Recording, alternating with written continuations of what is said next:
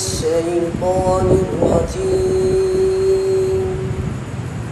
بسم الله الرحمن الرحيم.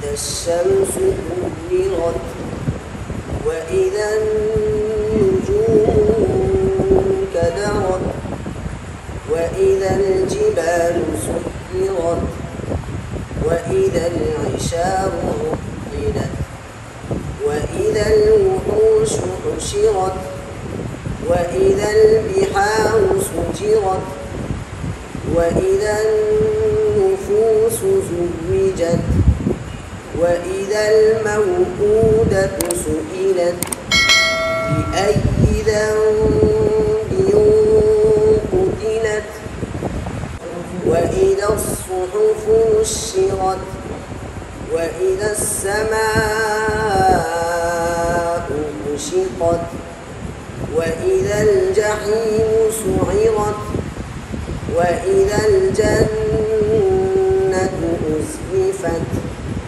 علمت نفس ما أحضرت فلا أقسم بالخنس الجوار الكنس والليل إذا عسعس والصبح إذا تنفس إنه لقول رسول كريم ذي قوة عند ذي العرش مكين مطاع ثم أمين وما صاحبكم بمجنون ولقد رآه بالأفق المبين وما هو على الغيب بضنين وما هو بقول شيطان رجيم فأين تذهبون إن هو إلا ذكر للعالمين لمن شاء منكم أن يستقيم وما تشاءون إلا أن يشاء الله رب العالمين. सूरत तकबीर क़िरात इब्न कसीर, इनके दो रावी है वसी और कयूर। सबसे पहले इख्तिलाफ इनका जो है सुजिरत यानी जीम को बग़ैर तशदीद के पढ़ते हैं दोनों रावी। इसी तरह नुशिरत को नुशिरत तशदीद के साथ पढ़ते हैं और सुइरत सुइरत को सुइरत यानी यहाँ पर तीन कलिमात हैं सुजिरत और सुइरत, इन दोनों को बग़ैर तशदीद के पढ़ते हैं और नुशिरत जो है उसको तशदीद के साथ पढ़ते हैं। बात समझ में आ रही है। इसी तरह मा अख़बरत और फ़ला उक़सिमु ये मद मुनफ़सिल है। मद मुनफ़सिल में दोनों रावियों के लिए क़सर है। मद मुनफ़सिल में दोनों रावियों के लिए क्या है? क़सर है। इसी तरह वमा साहिबुकुम बिमजनून, मीम जमा है, मीम जमा के अंदर सिला है। मीम जमा पर जब वक़्फ़ नहीं करते हैं मिलाकर पढ़ते हैं वस्लन, मीम जमा में दोनों रावियों के लिए सिला है। फिर इसी तरह रआहू बिल उफ़ुक़, ये जो हाय ज़मीर है, मैंने आपको बताया था कि हाय ज़मीर का माक़बल या माबाद साकिन हो तो दीगर कुर्रा और दीगर रिवायात में क़िराआत में उसको जो है क्या नाम है वो हाथ में सिला पढ़ते हैं। और क़िरात इब्न कसीर में अगर माक़बल साकिन हो तो वे सिला करके पढ़ते हैं, माबाद अगर साकिन हो तो फिर हाथ में सिला करते हैं। तो यहाँ पर जो है क्या नाम है माक़बल अलिफ मद साकिन के हुक्म में है, तो यहाँ पर दीगर रिवायात में हाथ में सिला है। इब्न कसीर के अंदर इसके दोनों रावियों के लिए सिला है। बात समझ में आ रही है। फिर वमा हुआ अलल गैबि बिज़नीन, यहाँ पर ग़ा के साथ है। किसके साथ है? ग़ा के साथ। इस रिवायत में इस क़िरात में दोनों रावियों के लिए क़िरात इब्न कसीर के लिए ग़ा के साथ है। किसके साथ है? ग़ा।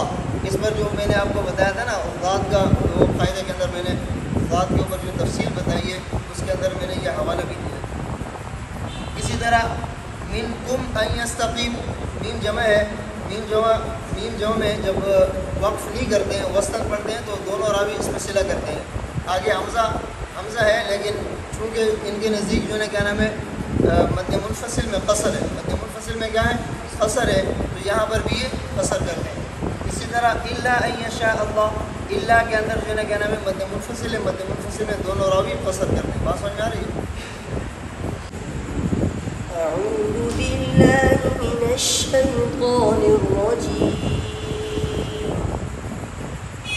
بسم الله الرحمن الرحيم إذا السماء انفطرت وإذا الكواكب انتثرت وإذا البحار فجرت وإذا القبور بعثرت علمت نفس ما قدمت وأخرت يا أيها الإنسان ما غرك بربك الكريم الذي خلقك فسواك فعدلك في أي صورة ما شاء ركبك كلا بل تكذبون بالدين وإن عليكم لحافظين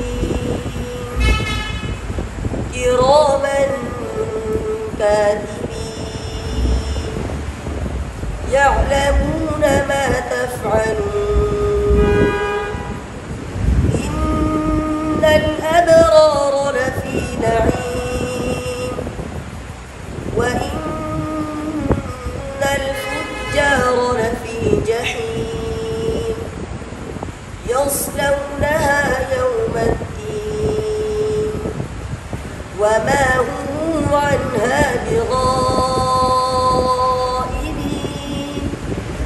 وما أدراك ما يوم الدين ثم ما أدراك ما يوم الدين يوم لا تملك نفس لنفس شيئا والأمر يومئذ لله. सूरह इंफितार क़िराअत इब्न कसीर के दो रावी है वसी और कुतुब। सबसे पहली बात यह है कि मद्द मुनफसिल में दोनों रावी कसर करते हैं, और जैसे ये या अय्युहन्नास में इन्होंने कसर किया, इसी तरह फ़अदलक को फ़अदलक तशदीद के साथ पढ़ते हैं। फ़ी अय्यि सूरतिन, यहाँ पर भी मद्द मुनफसिल में कसर है दोनों रावी के लिए। अलैकुम मीम जमा है, मीम जमा में सिला करते हैं दोनों रावी। जब मीम जमा वसलन जब मीम जमा पढ़ें वक्फ़ ना करें, इसमें सिला करते हैं। वक्फ़ करेंगे तो फिर सिला नहीं होगा। वमा हूँ ये भी मीम जमा है, इसके अंदर भी जो है कहना में सिला है। मीम जमा वसलन जो है मीम जमा में दोनों रावियों के लिए सिला है, वक्फ़न आद में सिला है। इसी तरह जो है कहना में वमा अदराका सुम्मा मा अदराका, यहाँ पर जो है कहना में मद्द मुनफसिल में कसर है दोनों रावियों के लिए। यौम की जगह यौम ला तमलिक, ये दोनों रावियों के लिए है। बात समझ में आ रही है?